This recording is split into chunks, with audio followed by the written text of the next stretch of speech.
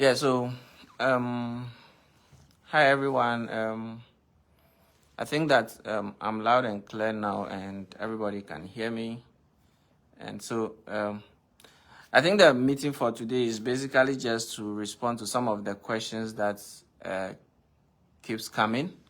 People really want to have some question and answers, asking to know when is it appropriate to apply to schools, how to contact a professor, or basically school application, what to do and what not to do. And I think that I've been stifling people with information for quite so long time. So I just want to make sure that I have a live section where I explain some of these things to people who are interested, who have a question, who want to really know much about some of these things. So maybe we will hang around for a while, and people who show up, then we can address some of the questions, and then we see how best. But maybe just to start a ball rolling, I mean, traveling is basically not anything difficult. Almost everyone can travel, and irrespective of your background, the course of study, and whatever you feel like doing, because it is possible here that even if you are the least student with your least GPA back in university, once you get here, there are support systems that enable students to actually study. So you don't really have a concern to say I'm not academically strong, so I'm not gonna do well when I come to school. People say school is stressful, and so they don't want to come. But I always say that, or they don't want to use the school route. But I always say that the school route is just the best medium that you can pass through to enter abroad. Last time I went to Sweden, I did not go to Sweden because I went for a visit. I went to Sweden because I went to present a paper as a graduate student. So those are some of, and that was fully funded by my department. All I need to do is to put my papers together, and then once it meets requirements, I write a request for support, and then I've been supported to go and present this paper. So these are some of the things that you get to benefit from when you have to go to school in abroad. Some of the things are not really available in our country, so it is just appropriate that you get this opportunity, you travel, you come and experience some of this. And I mean, I'm currently in my office. It's a shared office space, but I have my personal laptop, I have various desktop laptops here, if machines here. If I want to use them, I should be able to use them. So this is some of the things that you would have opportunity to learn. I'll be addressing the questions maybe very soon, but I'll appreciate if somebody have a unique question to ask. The general questions that I've received severally, I kept answering them, but they also keep coming. So I just feel like addressing them today. But if somebody have a general question, I mean, I can start addressing them before we progress to the specific questions that people have asked, and then I'm trying to provide understanding for them. So Jennifer, I can see you. Thanks for joining. And if you have any question or anything you want to know, I mean, feel free to go ahead and ask. If not, you can hang on, and then I will address them shortly.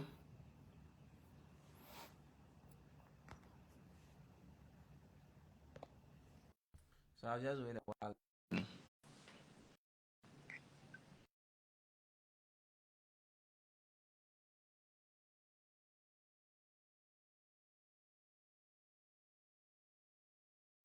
Yeah, so if no much question, we can go ahead and a quick one. Let me just check some feed, and then we see that we proceed. Okay, so just making sure that we are live, and then our recording is also working well. So Um, all right, sure. So let me start. So this whole process about applying to schools abroad is not difficult. Everyone can do it, but sometimes you just do not have the luxury of information or the luxury of time to do it. So sometimes you fall on resources that we share online that can assist you. So, I mean, the first question someone asks is, yeah, I'm interested in schooling abroad, but I don't know how to start, when to start, or how much can I even put, together to go to school abroad. So, how do we start? Before you start, your education journey or to apply to a school abroad, the first thing you would want to do is to first of all gather your documents. You cannot, apply to school if you don't have your document. But then we have primary documents and then we have secondary documents, which I always say that get a primary document first and then you can proceed with a secondary document. So with a primary document, you can look at getting your transcript, your certificate, and your CV, and then your recommendations. There are schools that allow you to upload your recommendation letters. There are schools that allow you to put in your recommenders email details and names, so that once you submit the application form, they will receive a message and then they will write recommendation for you. So when you are in school, it is also important that you build a good relationship with your lecturers, with your supervisors, or faculty members, so that when the time comes that you have to request for recommendation, it doesn't become so much tough. So the primary documents that you have to lay hands on before you even start a journey that you want to study abroad is to get your certificate, be it degree or master's or SHS certificate, based on the level you are applying to determine the kind of certificate you have to look for. Work on your CV, and then alongside work on what? Your recommendations. We have statement of purpose. The reason why I left it out for the last is because it is institution tailored. What do I mean by institution tailored? Statement of purpose is not generic, because every institution determines what you have to highlight in your statement of purpose. So if you're applying for mass communication in journalism, and then maybe professional communication in other parts of in other universities, you cannot use the same thing. Professional studies or professional communication and mass communication in journalism, probably they will require you to highlight various things in your statement of purpose, which is popularly known as SOP. So you'd want to be careful of how you write your SOP before you go ahead and then upload it for application. So once you gather your document, that is the first step. Once you gather your document and you are set, the next step you want to do is to research on schools in countries of your interest. So maybe somebody have an interest in going to the US, somebody have an interest in going to the UK. What you want to do is that you want to really research on these schools to find out, okay, which universities. It depends on the kind of keywords you type in Google that will determine what you get. Okay, so you can find out which universities in UK that offers masters, maybe in mass communication studies, or masters in business analytics, or masters in accounting, or anything of your choice. Once you do that, you follow the links to check if that is giving you a good result. What I will do next is that there are practical search engine areas where we have links to schools that you can locate yourself, check the courses they do and all that. So you really want to God knows, thanks for joining. I appreciate your time here. I hope that before you leave here, you would pick something, a thing or two from this live session. So what I'm saying is that the next thing you need to do after you gather your document is to do a research on the countries of interest and the program of interest you want to do.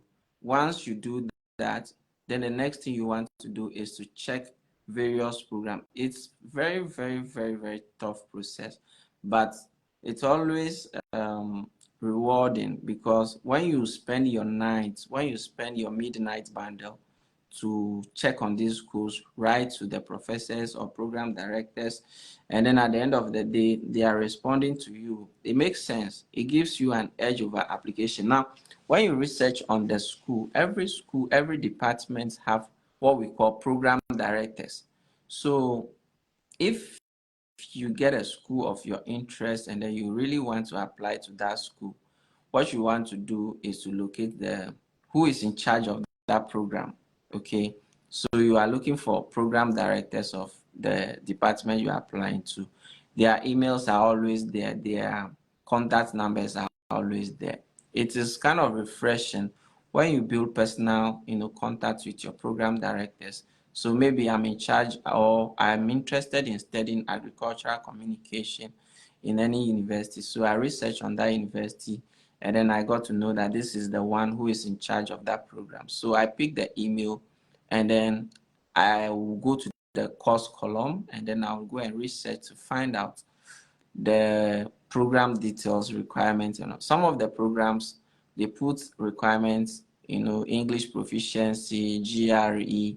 Some people, when they see some of these things on the school's website, they got, like, they become scared, like, oh, I don't have GRE, I don't have English proficiency, so I cannot apply. Then they skip that program. Probably that is the school that will give you a good funding. That's the school that will give you a good, offer. So why are you scared? What happened to emailing the professor to find out and say, hey, my name is this person, I'm from this place, I'm from Ghana, I have first degree in this, and I'm interested in studying this program, and I've been researching, and I came across your school or your department, and they offer this program which aligns with my career goals, and I would like to apply. But before I apply, I have a few questions I would like to find out. My first question I would like to find out, Kobena, thanks for joining. I know you find this session interesting. So you are trying to email the program director, and then you are just trying to highlight some of the things that you want to know. Maybe you want to find out the program requirements that, okay, I've seen that the program requires international students to have an English proficiency, which is IELT, or to, write GRE. To defeat the English proficiency bit, you can say, well, I'm from Ghana, and our English, I'm from Ghana, and English language is, our first speaking language, and I've been in school throughout my years and studied in English. I work and communicate in English, so I'm proficient in English. Is it possible that I can be granted an English proficiency waiver? Once you present that, the professor knows that, yeah, you have read through the program, and then you now see the program requirements, and you are asking for some form of what waiver. They will assess your request, and then they will grant you waiver. So that's one thing you can escape about English proficiency. Same as like any other requirement like GRE, which scare people. So you just do not go to the school's website when you see the requirements on the school's website, and then you skip the school and say, no, the requirement the school is highlighting, you don't have it, so you are not going to apply for it. No, write to the school and justify why they should waive those conditions on your admission or on their website. The thing is that the schools put those conditions there because they are not only speaking to only an African, they are not only speaking to only an Asian, they are not only speaking to only an American. They are speaking globally to international students, to every student of all walks of life. So they kind of put a general requirements there. So the general requirements, once you pick it, you now make sure that you are not required to produce some of those details. And the one thing about getting closer to program directors or writing to them is that it helps you build some form of connection. It helps you build connection, because once you write to a program director, there can never be a way that such a program director will be reviewing an application and then they will not be able to remember that these students got in touch with me before. So I must see that if he or she's application is you see. So one key is that you are building that kind of personal relations with your program director. Once you build your personal relation with your program director, even if they are reviewing applications and your program director realizes that there is something missing in your application, the program director is going to email you, say, hey, I'm reaching out to find out whether you've submitted this document, because we are reviewing the application. That when we realize that you haven't submitted this document, can you do that as soon as possible to enable the review committee to continue with your application? That is the first instance. Once you do that, the program director has your contact in hand, and then they can always reach out to you because they know that you are a good candidate and you are a candidate that is persisting, and then you will be good in their program. Every department wants to have a candidate that is outstanding.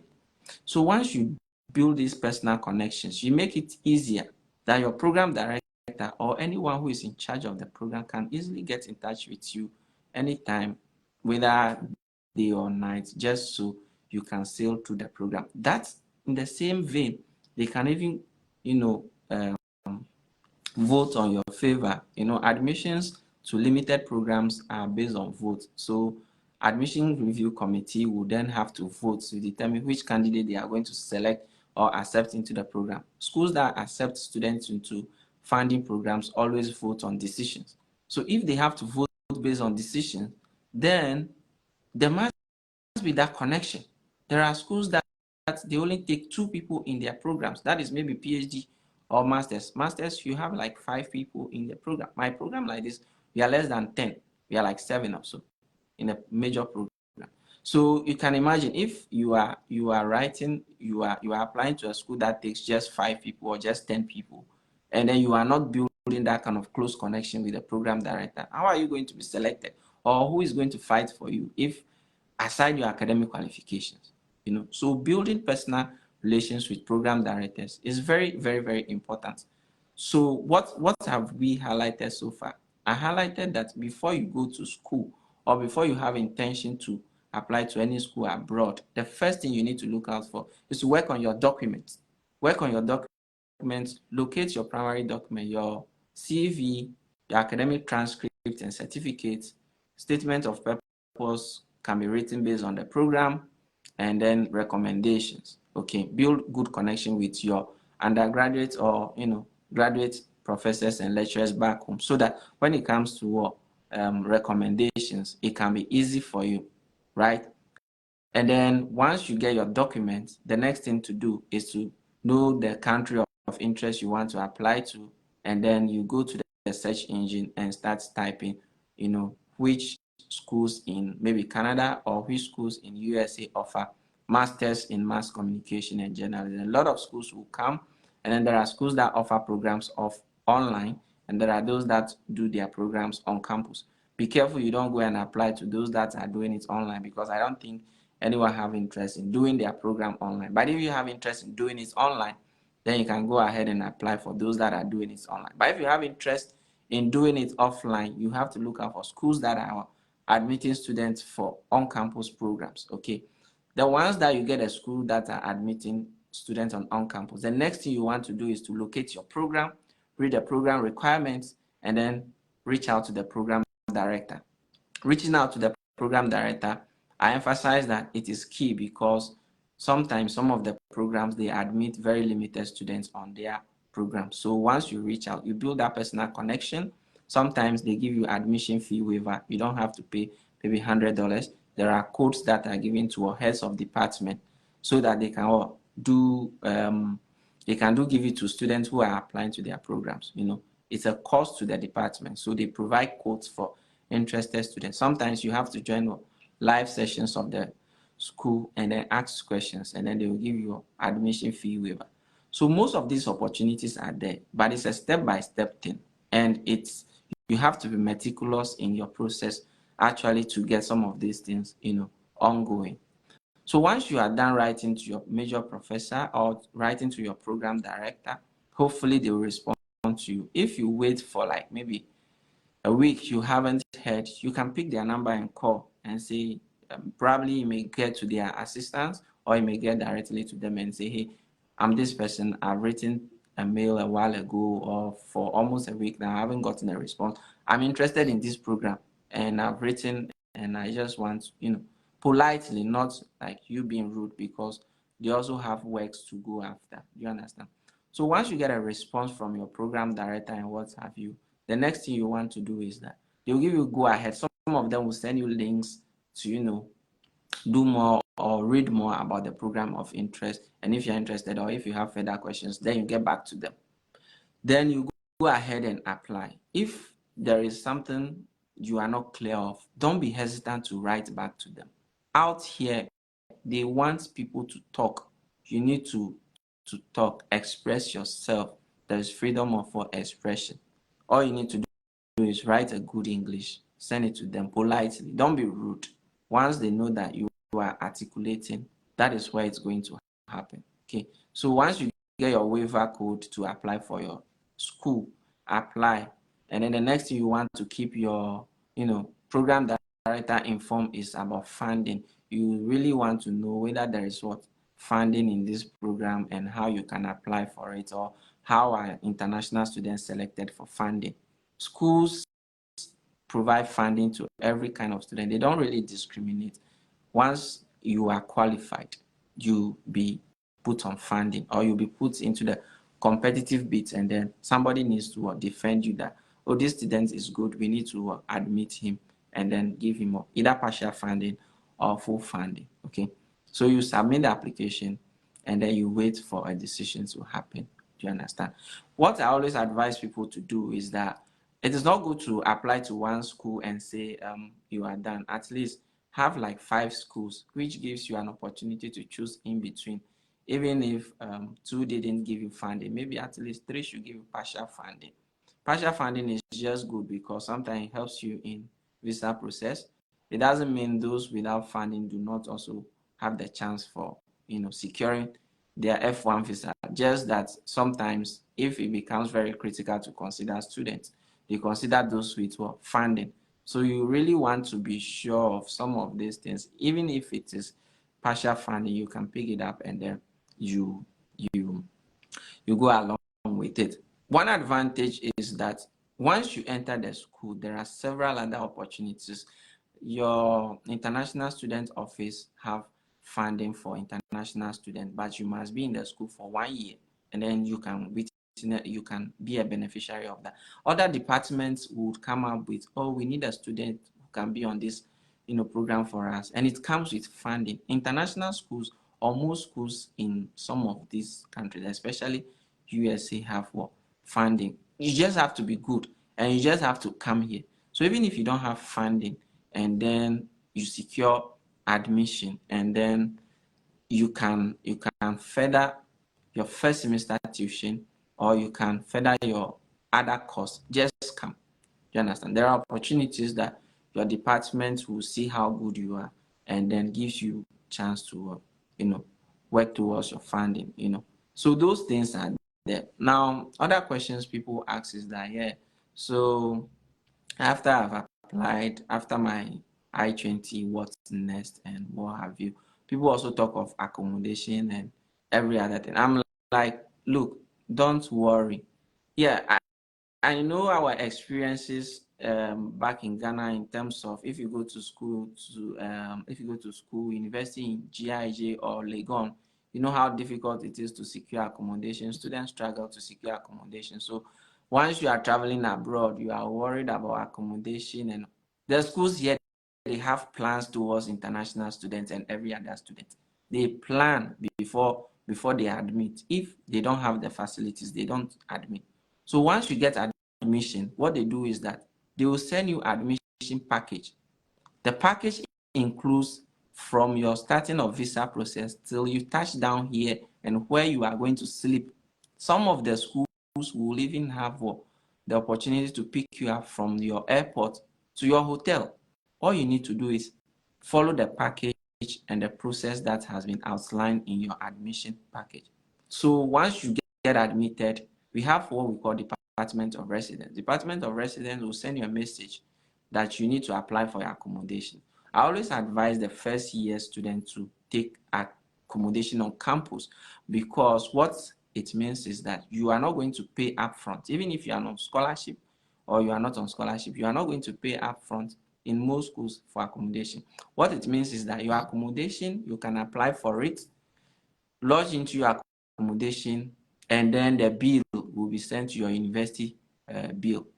So you are not going to be stranded. But if you hire accommodation outside, or you rent accommodation outside campus, which is not run by the school, you have to pay upfront. Okay, so those who are worried about accommodation and what have you, it shouldn't be a concern, because most schools have plans for students. So all you need to do is follow the process, sign your accommodation contract, and then once you drop, you move into your accommodation on the due date, and then you are not required to pay upfront. You pay just as you are paying your university bill.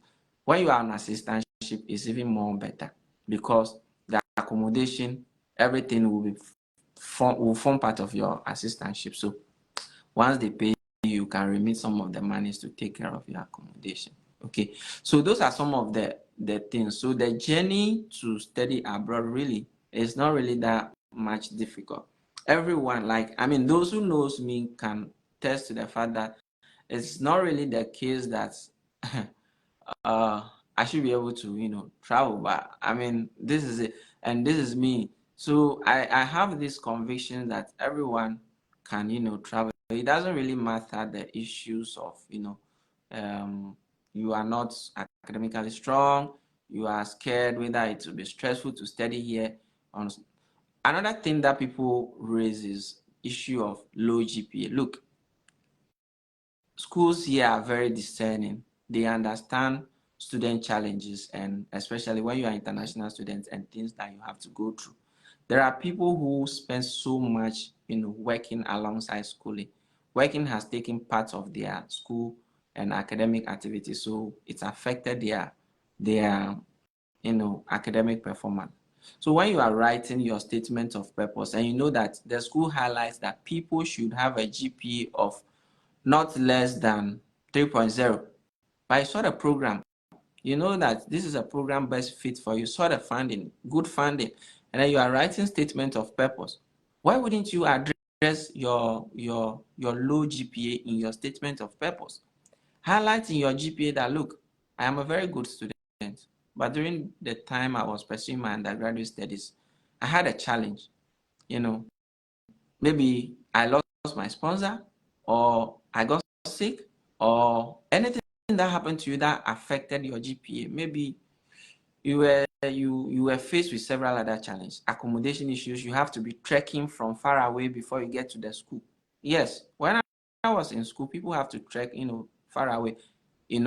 People have to even miss the first lecture, which start at 7, because they come from far away, like Kasua. From Kasua to Accra, it's very far. Before you stay in the traffic, it doesn't even matter how early you wake up. You stay in traffic before you get to campus. First lesson is over. So you miss the class. If there is an I, you miss it.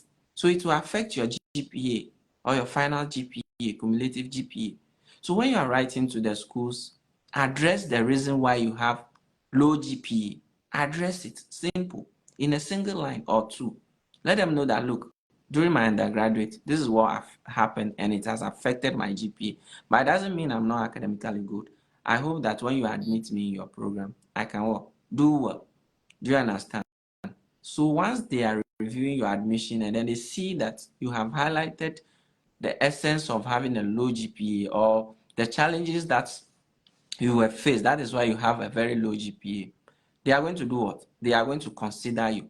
So that's why when you write to some of the school, they will be like, yeah, our admission requirement is like 3.0 or 3.5 and above.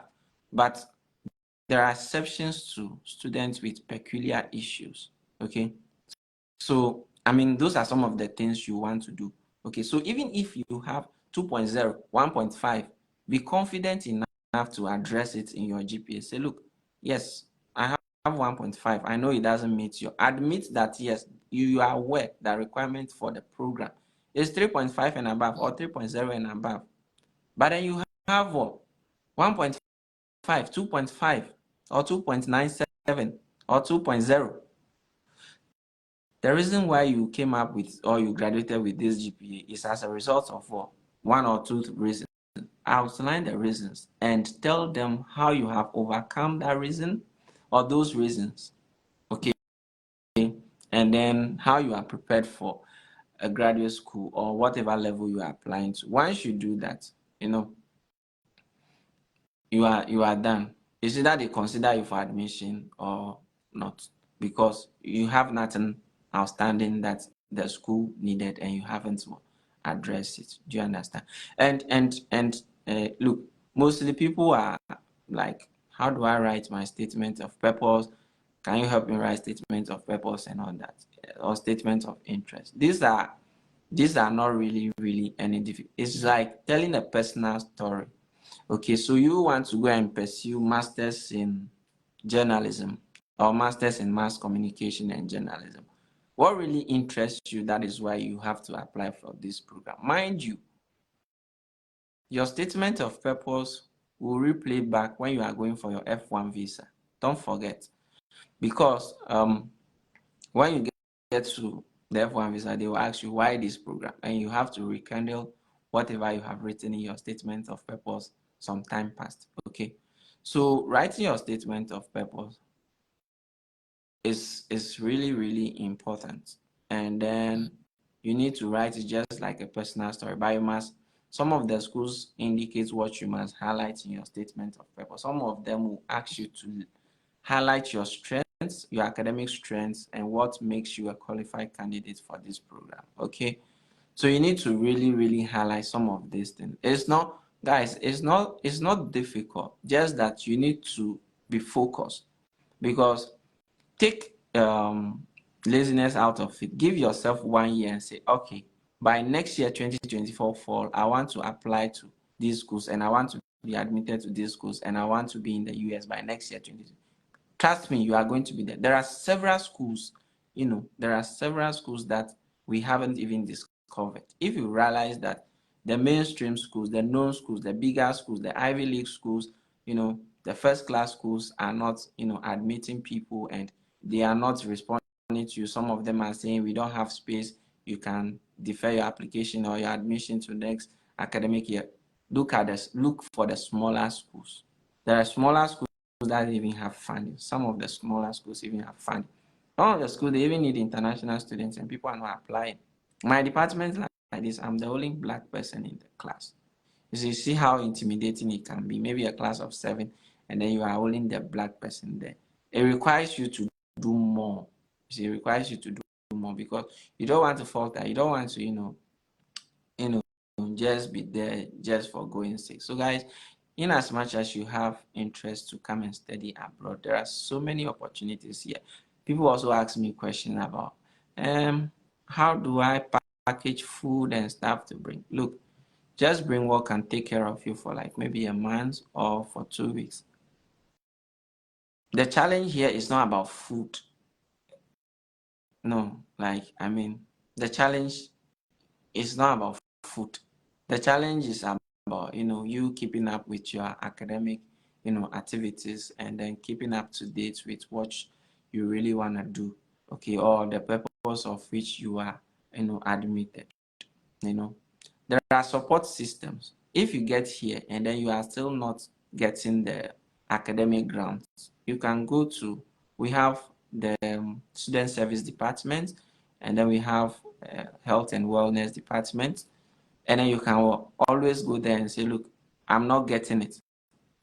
They will give you, they can even move you from a degree program to a non-degree program when your status still remains an academically F1 student. They will move you from a degree program to non-degree program. There is something we call accommodation. The school have an opportunity to give every student an accommodation. They are not to discriminate any student, because it could be as a result of maybe the academic stress that makes you not to keep focus. So once you get here, there are structures you can fall on to really sail through your program, you see. So I don't think anyone should be scared of starting. I think starting now is better.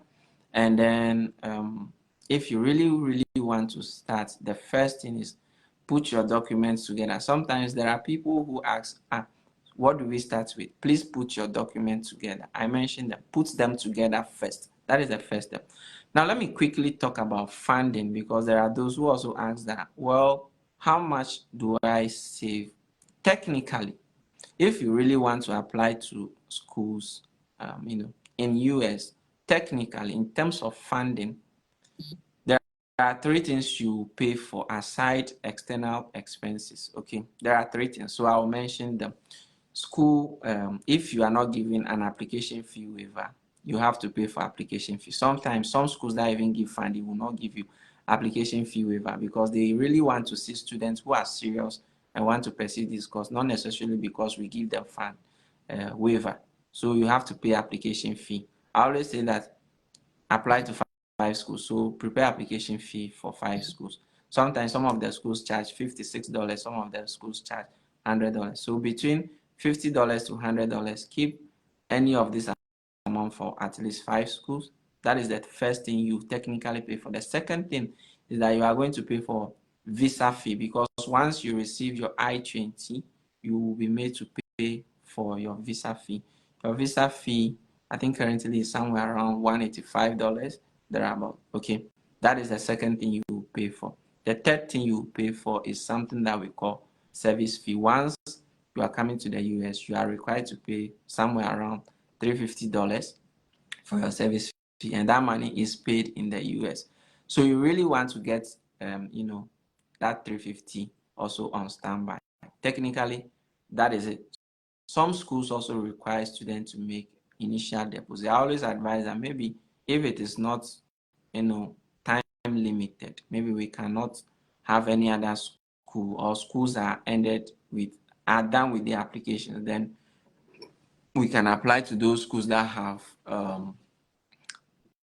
tuition deposit. But sometimes you can do the tuition deposit before they even give you funding. So it works all other ways around. But if you really want to technically budget, I always tell people that, well, budget like 50,000 and above, 50,000 cedis and above, because after you secure your visa, you have to pay for flight. Flight is around 20,000 cedis. Okay, but if you really want to know what technical expenses are in this whole school application, then it's only three things: application fee, visa fee, and what? Service fee, SEVIS.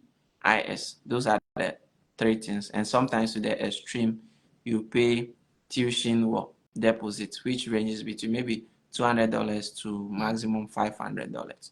Okay, so basically, I think this allays the fears of those who say that I want to apply, I don't know where to start from and all that. Okay, so guys, this is the first time of provide, because the questions kept coming in. I just feel like dropping a video that's kind of explaining to everyone. Anyone can watch it anytime and then actually get advantage or get something out of it and apply. Now, final thing I want to address is, don't reach out to professors with a funny email. Create a professional email. If you really want to do a school application, you really want to be taken serious, create a professional email, not really with customized domain, but at least it can be richardmensah@gmail.com or richardmensah2731@gmail.com, or any name that resonates with your name, so that it is easy, that it makes it easier that the department can connect with whoever that is sending that email. See, if you send banku@gmail.com, kkd@gmail.com, I mean, kkd may be abbreviations of your name, but it doesn't really resonate. The supervisor or your program director cannot easily connect with you. One thing that happened when I got to the US was that when I got to the department and then my professor introduced me to the other professor, he just mentioned my name. You just say, is this the student from Ghana? Then you mention my name, Richard Mensah. Yes, I have heard of you. Yes, because that person was part of the committee that reviewed my application. So imagine that I was using a funny name and KKD and all that. The last time I went to Sweden, almost all the department got to know. How did they got to know? So today, one professor was just telling me that, yes, the last time I heard that you went for conference international. I'm like, yeah, how did she got to know? I don't know. So if you are using a funny name, to reach out to professors, is you are just killing yourself slowly in the shoe. Because number one, no one is going to take you serious. Some will respond to you, but they're not going to take you serious. Number two, it doesn't really make your name stick in the head of your professor or program director. Okay, so please, these are some of the nuances that someone may want to know, or someone that would help someone, maybe based on request or based on questions that will come next time. I'll come again and address them. I would also come and address some of the issues that people say, where can we get exact school and exact? There are specifically some websites, I'll look them up, put them together, and then maybe make them available in my post where you can go. You customize your search. By customizing your search, you can say, I'm looking for a school with postgraduate, maybe diploma or anything, certificate, diploma, degree, master's, PhD. Then you can filter by program, filter by any other criteria of your choice. So guys, it is possible that everyone can make it here. Once you have the zeal, you can make it here. Don't hold back and say there is no money. Start like yesterday I was telling someone that you haven't even submitted application for it to say, oh, there are schools that give free waivers. At least try your luck and submit application. You to receive the I-20, you understand? Receive the I-20 and see whether you are, a student with good standing. At least it brings joy if you submit an application and you receive an I-20. It gives you an understanding that, oh, okay, that means I've done something good. Okay. And there is final thing I haven't spoke of is what? After everything, before the school will give you I-20, after everything, guys, you need a bank statement. Look, you defer your program if you don't provide a valid bank statement. So throughout this 1 whole year process, which you need to plan your studies and everything, get closer to someone who can help you with a very good bank statement.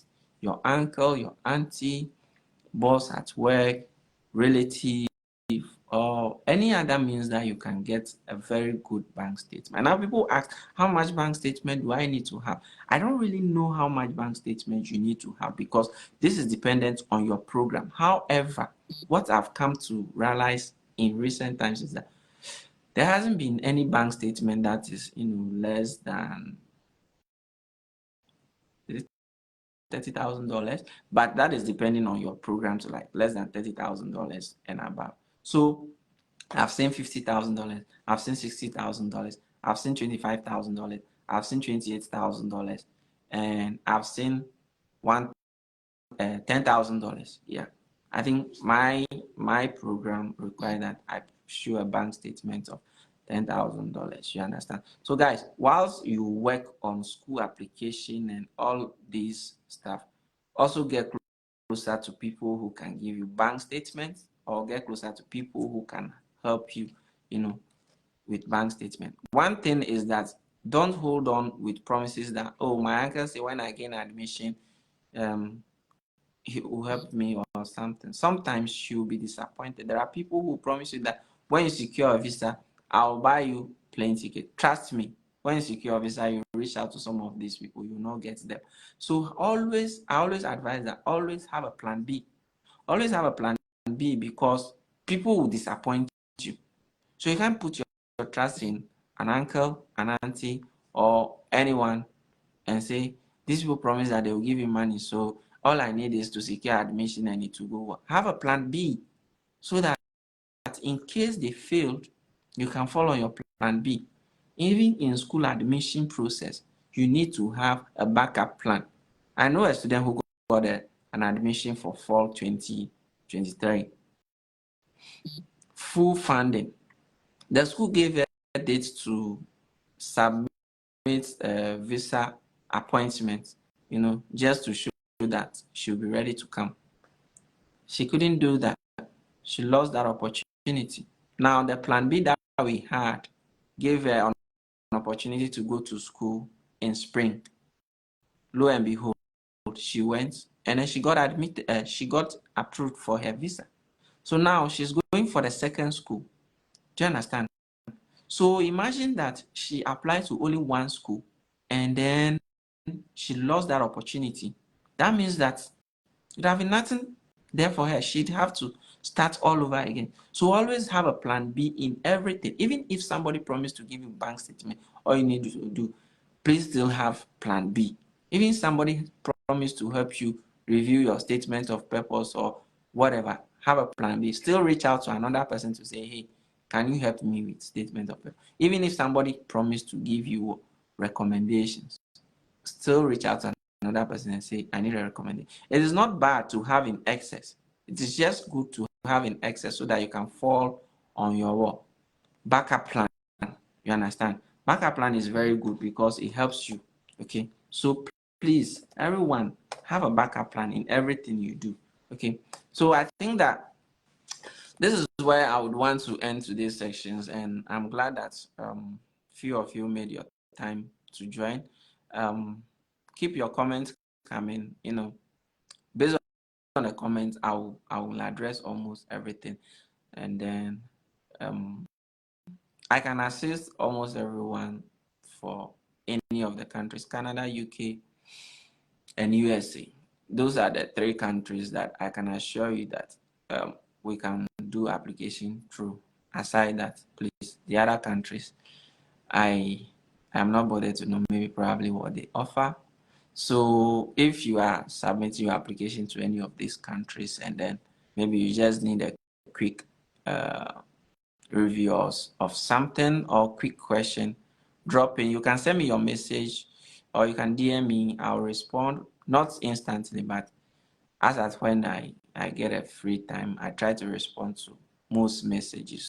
So please, let's do well to start now. I mean, you can start preparing against next year because the next admission period is that is ongoing is January.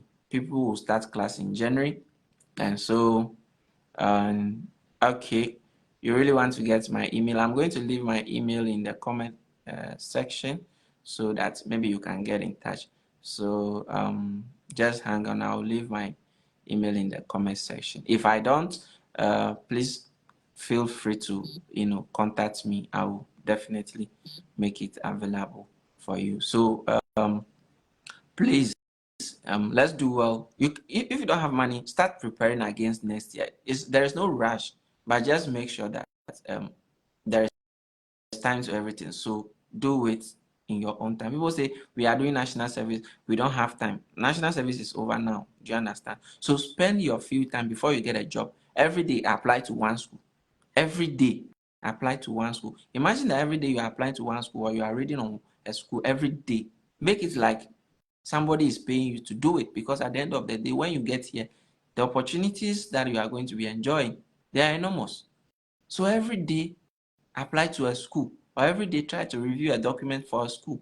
It is for your own good. You are not doing any good to anyone. You understand? So there are processes involved, and once you start, trust me, you are going to sail through. So I wish everyone well. Anyone who is preparing for fall next year, fall 2024 or spring 2024, the doors are open, and then I wish you well. Leave me a message or a comment should you want anything addressed in a specific video. I'm glad I'll be doing that very often, and then hopefully we'll meet here. I'll be glad to meet almost everyone, either in my school, which is Iowa State University, or any other university in the US. Wherever you find yourself in the US, it's a good place to be. Trust me, you are not going to regret. So I wish everyone well. Thank you so much for joining. See you another time. Bye bye.